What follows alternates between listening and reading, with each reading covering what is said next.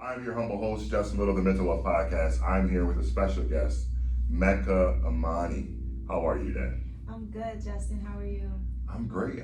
We've traveled to meet here and to record. We're in the library in DC, and you came down from, where are you from? Jersey, South Jersey. So I'm all the way. I came all the way from South Jersey. Jersey, right? Is Jersey. that no? Okay. Jersey. Is that basically Philadelphia? No, it's not. Because Okay. if you call South Jersey Philadelphia, Philly people might be mad, Jersey people might be mad. So no, South Jersey, South Jersey. But where y'all from? I'm Y'all, from y'all, Camden. y'all are Eagles fans, though, right? For the most part. For the most, absolutely, Okay. yeah. For most people are, yeah. So nice to have you today. Tell the audience like how we met. So listen, it was a very interesting story. We met at the Mental Wealth Expo in New York City, up in Manhattan. Charlemagne threw a Mental Wealth Expo. And the way I met Justin, he actually stood up and spoke. And his voice, the way his voice projected, was actually it caught my attention. I was actually facing front. I never told you this part of the story. I was in the front seat. Yeah, I was very front row. I was facing the stage, and when you stood up, you were behind me. What turned me around was your voice, not what you said. It was literally your voice. It was like, it was so deep and profound, and just, I don't know. It was like, I need to speak with him. And what you said, it resonated with me, and it was brave. That moment, I wanted to get up and stand up and speak, but I didn't. You did. I was sitting right next to the mic. I was sitting on the edge, so the mic was right there, and I was looking around. Nobody's coming. Michelle Williams from Destiny's Child, and then Jay Barnett, who's a therapist now, but he used to play in the NFL. She was interviewing him, and then at the end, they asked for questions. Yeah. So my question, of course, was like about the connection with music, mental health, and I also said something to Jay about something he said. I think he said, "You're only as sane as your secrets," and I was like, that was powerful That was for me. deep, yeah. So I talked about being a podcaster. Yeah. So this was earlier in the day. So maybe like an hour or so Yeah. later, we're in a breakout session, right? Yes. I don't think you did speak. You did speak in that room at the very end. You did. You spoke a little bit. You did. Just Okay. a little bit. You Okay. shared about the podcast a little bit. Yeah. But then I waited because I remembered you. I waited to speak to you. You were speaking with some guy. So Yeah, I Josh. waited. His name is Joshua Donaldson. Yeah. So Josh is from a place called When the Music Stops. He has big following on Instagram, like 30K. He used to be in the music industry. He's suicide survivor, and he started that charity to raise awareness. He's had like conferences and all that stuff. He's good friends with Dr. Alfie. Dr. Alfie invited him there. Okay. So That's funny. me and him had already connected on social media, and then when he spoke, I was like right next to him. He says, "Yeah, I'm Joshua," Yeah, and I recognized the name. I him. looked back, I'm like, Right. "Oh snap!" So then once the breakout session was over, I started talking to him like, "Yo, hey Josh, you know?" He's like, "Yo," because we had already been talking about doing a podcast that we have not done yet, Josh, if you're listening, but we're gonna do. And so then you came up to me. I thought you were coming up to speak to Josh. No, I was coming up to speak to you. I wanted to speak to you. I just knew I was meeting somebody that I could learn from, and I love people that are smarter than me, and that can teach me things. And I knew that you would be able to teach me things, and I knew that because you shared your story and you shared where you were and what you learned from it. Yeah, that was crazy. It was good. I really looked at you. I'm like, oh, I'm sorry. Like I thought, because I'm like, this guy Josh, he has more clout than I do. You're like, no, I'm trying to speak to you. I'm like, oh, what? And so that's then, the thing about me. Clout? What is that? Like, what is Yeah, clout? well, I care about the yeah. person. You know. Yeah, we were there to network, but I didn't even speak to Josh that day. It was about you, and I think we're supposed to be here today. That's how you know. You know. Meant to be. Yeah. So we connected. We got a chance to chat. We shared information about the podcast. Yeah. You told me about what you're doing, and we're going to talk about that in just a second. And then we exchanged some information, and then I didn't see you like the rest of the day. Like there's a lot going on. But then by chance, just by chance, after it was all over, and I was there for a little bit afterward because I had already already took a picture with Charlemagne by that point. But like I was just trying to like meet and greet some more people. Yeah. But it was just like a chance thing. Yeah, it definitely was, and I'm glad it happened. But yeah, why are we here today? Well, yeah. So we're here today, just to talk and to share. But before we get to that, tell us a little bit about who Mecca Imani is, what you stand for. Anything like what do you have going on? What do you do? So me, Mecca Imani. So Mecca is my first name, Imani is my middle name, and it's pretty much what I go by. instead of first and last name. But I am a social worker. I work for the state of New Jersey. And I have a project campaign running right now called the ICU Project, which will help 6 children receive free therapeutic services on January 6th from South Jersey Coping Clinic in Marlton, New Jersey. And the special thing about South Jersey Coping Clinic is one, that it's woman-owned and it's Black-owned as well. So this is the only woman and Black-owned clinic in South Jersey. And I don't know how familiar you are with South Jersey, or just the Black mental health anywhere. It's not common to find Black providers at all. It's not easy. Especially, I think Jersey's one of the worst places to be. One with autism. Not even if you're white, Black, it doesn't matter. If you have autism, Jersey's the less resourceful state to be in. But mental health as well. We were lacking Black providers. So I thought it was special, and I thought it was important to do the work with her. And what it'll do is send children ages 5 to 21 to therapy for free for 8 to 12 weeks. Yeah. So, like, what made you, obviously you're a social worker, you deal with kids, right, and families, but like, what just made you wanna, like, why? Like, obviously, like, we know the need, but like, why was it passionate for you? No, I'm glad you asked my why. My why is because I think it was last year around this time, probably October, I hit like a dark space.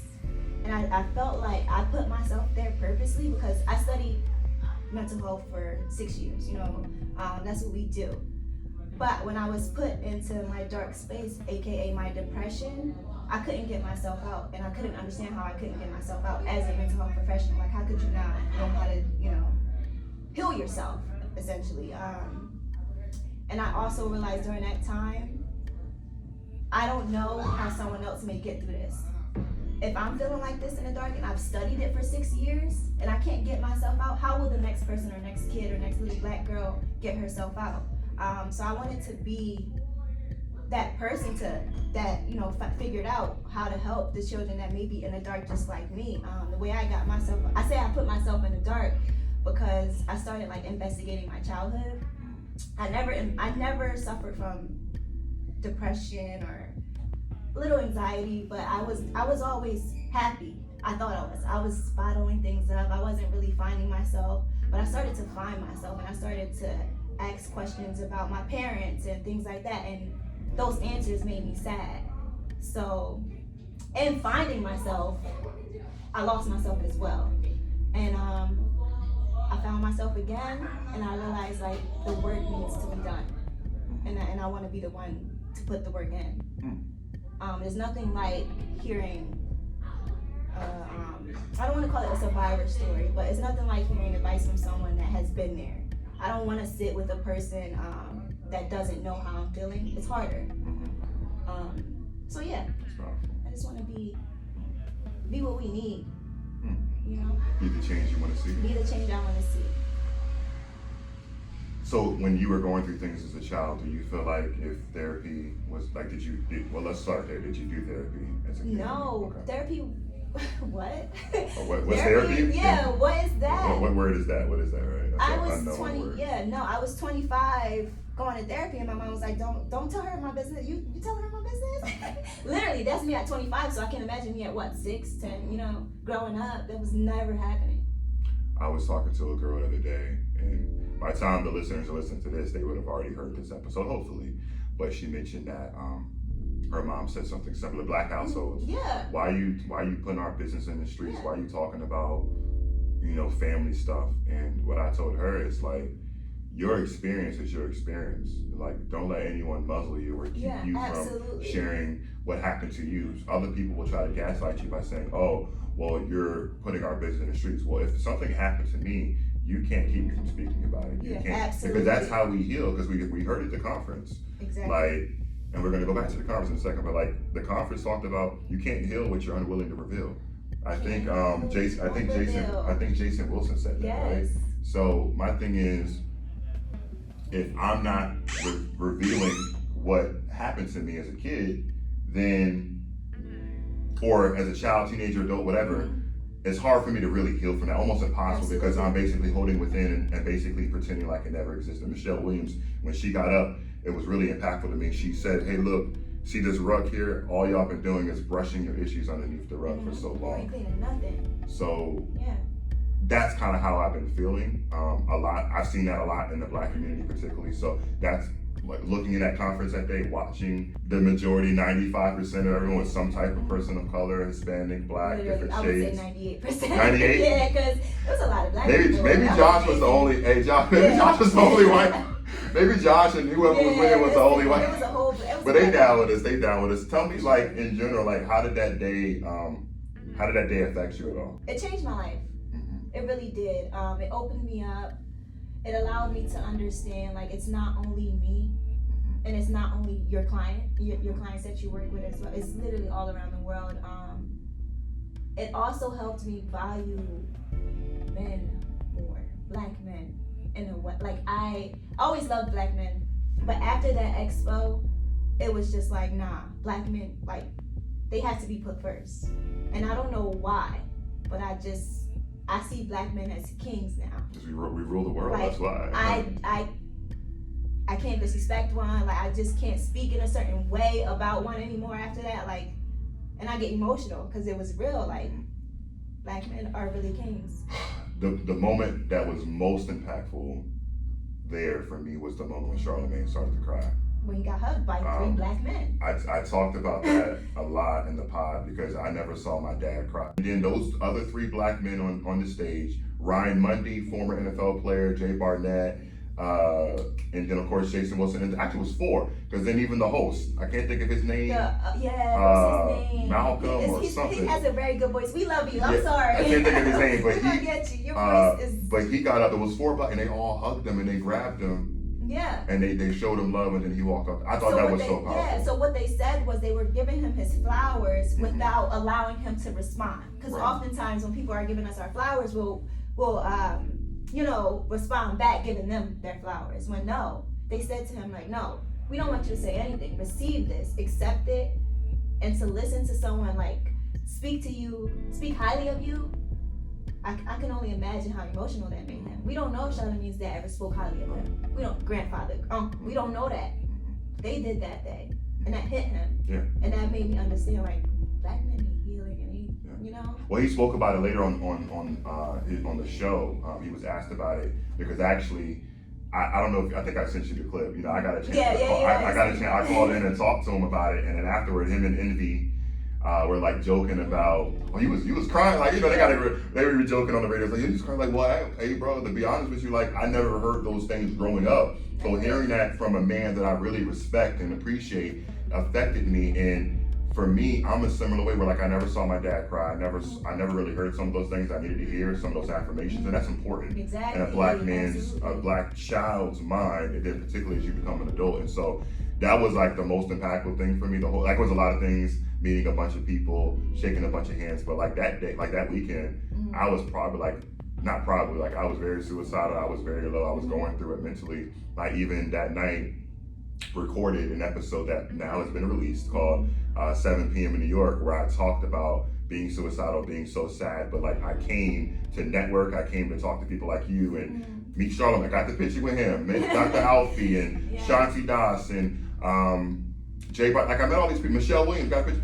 Great, shook hands, talked about my podcast, and some important things that are about to happen for me are coming from that day, yet I still was so low. After I left you went your way, I went back to my hotel room and I cried because like it was so powerful for me. And I recorded an episode. I never intended to release it. I sent it to about 5 or 6 people, including Charlamagne. Dr. Alfie was one of them who actually opened it, read it, listened to it, and the next day she did an interview with Charlamagne, who, by the way, Dr. Alfie is from my home city, Virginia Beach, Virginia, ironically. She said, hey, yeah, I got an email saying that today saved my life. I think his name was Justin. But yeah, he said that today saved his life. This is why legit saved. Listen, I'm like, yo, this is full circle. And that by far was the most impactful day. The year is not even over. But that was the most impactful day Legit. for me. And of it's the so whole year. funny you said the year's not over, Justin. That's a great mentality to have. It's not over, but we still have a couple more weeks left in 2021. But that was by far the most impactful thing for me and the best thing I could have done because I was really broken. And unfortunately, being a suicide survivor previously, being a former self-harmer, a lot of times people won't ever know. One of my best friends, he listened to it. He was like, dog, like, I'm so shaken. I'm so sad for you because I had no idea. Like, I'm your closest best friend. I had no idea you were feeling like that. He listened weeks later because he gets caught up. He listens to the episodes and he was like, dude, like, I had no idea you were that low. And that's how it happens. Like, people just up and they're gone to suicide. And you're like, well, I missed the signs. What happened? And I'd be that type of guy. Like, you would never, ironically, my PTR for a lot of things on social media right now is the semicolon project that talks about suicide prevention, where an author could have ended a sentence but chose to continue it. The founder of that, who founded it based off of the abuses she went through, the turmoil, suicide attempts, ended up losing her battle to suicide. So she's now gone. She started a movement to bring it, but that's how powerful it is because no matter what position you're in, no matter how much influence you have, how many listeners I have, I still battle each and every day. And so it was a pleasure to have met you, met people, and really just get some healing that I needed. Yeah. So from there, going forward, like what has been some of the cool things that's happened for you, like with your project? Since then, like what are some cool things you have coming up? And I know you like went to a gala as well. Like what are some cool things you've done? Yeah, so lately it's been a little busy, just a little bit. But we did a pop-up shop back in October to get the project going, to raise, some funds. Also, I ended up just networking, ended up going to the Black Men Heal Gala to meet a few people. And if you're not familiar with Black Men Heal, they're a nonprofit that provides free therapeutic services for Black men. Okay? Okay? Not the free. So let's get into that. Let's get into Black Men Heal, okay? So shout out to Taz and shout out to Doug, Uncle Doug, right? Yeah, absolutely. So I've been, networking with Doug. Also, January 2nd, we're doing a brunch to, host a brunch to raise, even more funds, network, even get to speak to some people that donated because I didn't get to speak to everyone that has donated through the website at all. So that's what we have. January 2nd, ICU Project Brunch. That's in New Jersey, right? Up in Jersey? Turnersville, New Jersey. All information on MeccaImani.com. Okay. Once this project is over, right? Like what's going to be, I know there's you mentioned to me off air, some cool things you're hoping to do in your future. Like you're doing the social work thing, but you want to impact the culture, the mental health culture a little bit more. So tell us about that a little bit. My dream, is to continue on the website, continue blogging. I also blog. I didn't even say that. I'm a social worker, blogger, you a ain't mother. You're a blogger? Oh my goodness. A shirt designer? The focus is you? Come on. Tune into the Instagram. Get into it. No, what was the question? I'm sorry. What's your plans after the brunch? Because I know you. Okay, once the brunch is over. Well, not just the brunch. Well, let's just say the dreams. Let's say more specifically. Excuse me. When your project is over, like at the time span when that's over, you're done raising the money. You raised whatever you could. Hitting the goal, not hitting whatever you've done, you could, and you put that project behind you. What's the next steps? What's the next phase for Mecca? So what we're gonna do is reach that 10K goal on the 6th. That's what we're gonna do. But after that, honestly, I want to keep advocating, keep running into people like you, and keep building relationships that I have built, like with you. I want to start a podcast soon to raise to continue raising awareness for mental health, but I want to do it more so with creatives. I want to sit down with creatives and talk and discuss their mental health, because I think when we are as creatives, we go through so much, and I think that's why we are creative because we go through so much. We have such unique stories. So I definitely want to sit with more creatives and even my friends to keep discussing mental health. I have this bizarre dream to launch an app that I won't speak about because it's still a dream. But I just want to keep going. I don't want to stop, because I know the work I'm doing is impacting people's lives tremendously. Like the DMs I've gotten, from even friends, and I emphasize my love for Black men so much nowadays because I realized starting my blog and writing about what I've been writing about, a lot of men contact me and say, hey, that really helped me. Men don't express themselves. Like We men don't. don't, yeah, unfortunately, men aren't able, they don't have that safe space to say, like, I'm fucked up right now. I'm not doing well right now. I'm sad. Something feels off. They don't have that time. They don't have that space. And I realize, like, men in my inbox, they'll say, look, you validated how I feel, you know? So I don't want to take that for granted at all. Like, I'm really saving lives, and I want to continue to do that. Saving my own life, you know? My blog literally saved my life, stopping me from self-harming, you know? You're still here for a reason. Still here. Can't You're believe still it. here for a purpose and stuff. How you feel about therapy?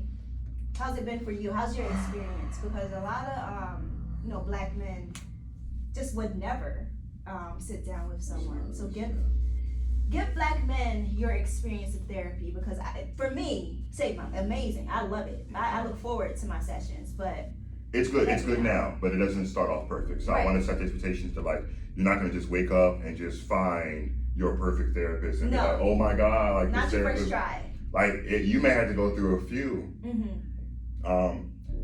For some black men, you really do want someone that looks like you. You want a black therapist, whether male or female. For some, it may not. But I would encourage you to explore both options, because it's power for me, being 29, a successful, black male entrepreneur working personally. Most, I will never say, I don't like generalizations, but most 80-year-old white men, I ain't gonna relate to.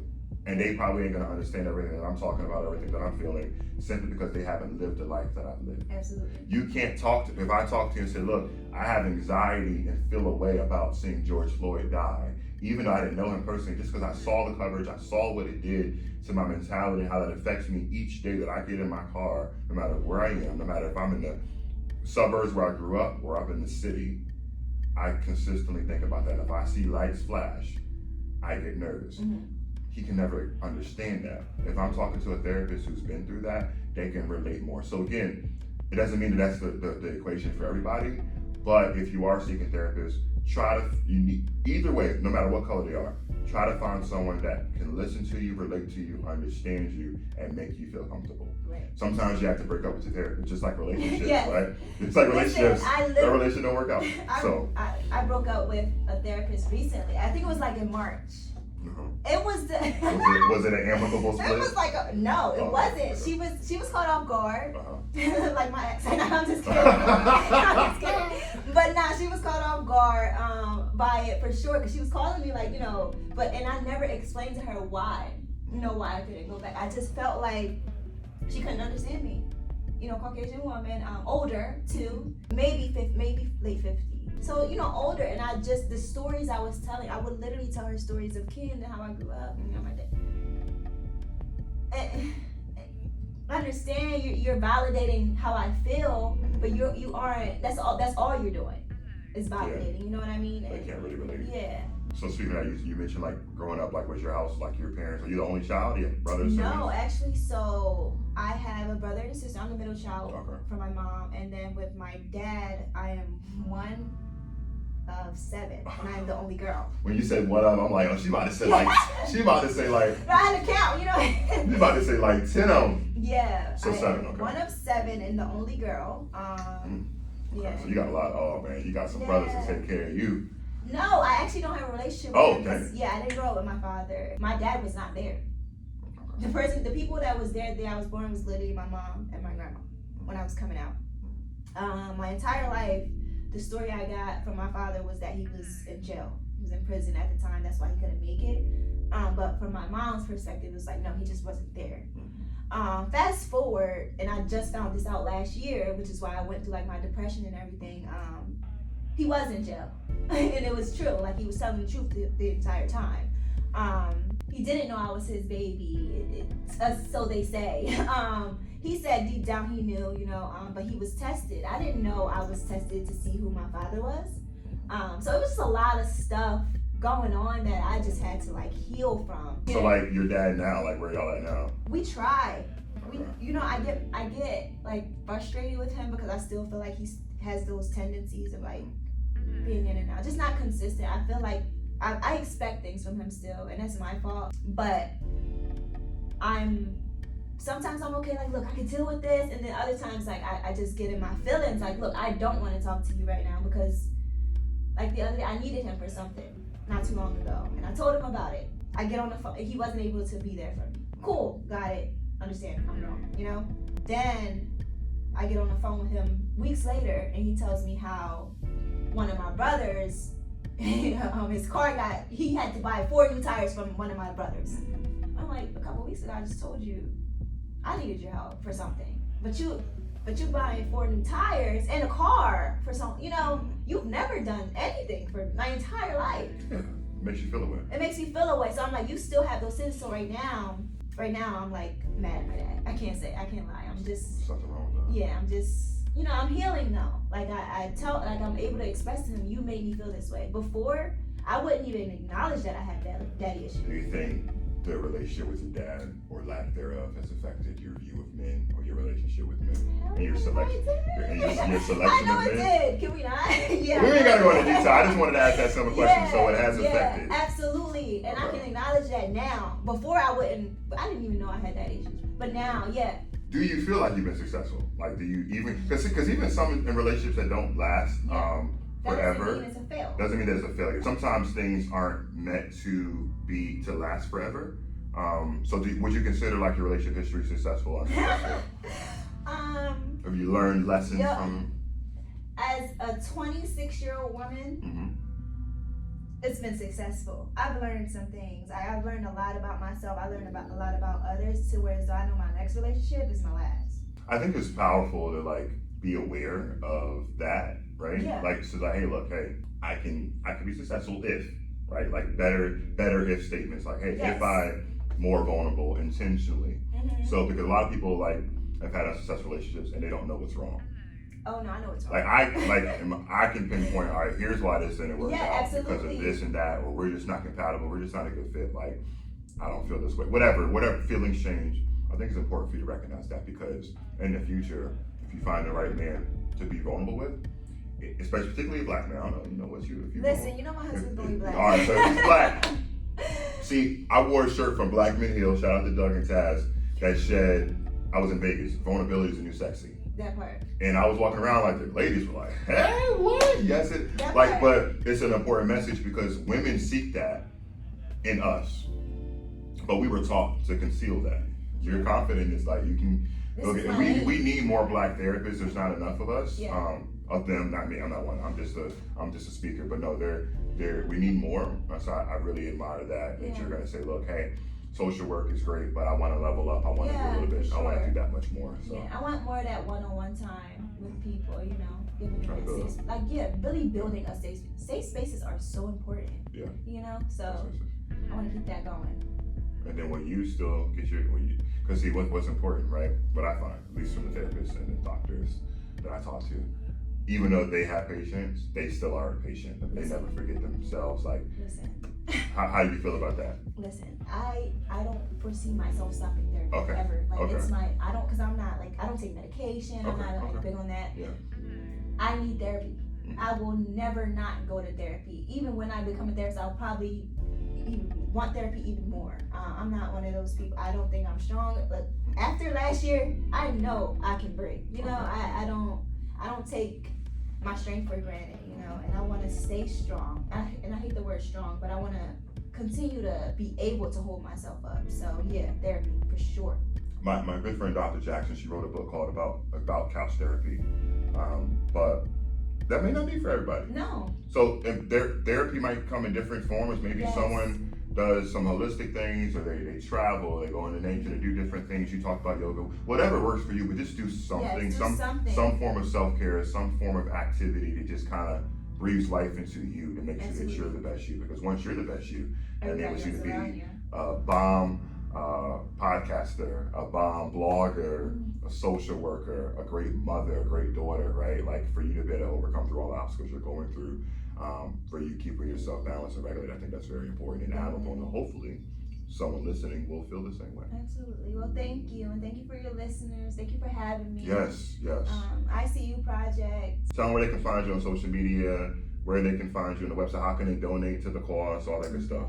So you can find me on social media at Mecca X Imani. It's MECCAXIMANI.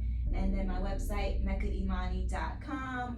And donations can be sent via MeccaImani.com. Or you can send a check to South Jersey Coping Clinic. You can email me and I can tell you how to do that. However you feel safe donating, please donate. I have Cash App, Venmo, so you have options. Okay. And my email is Mecca@MeccaImani.com.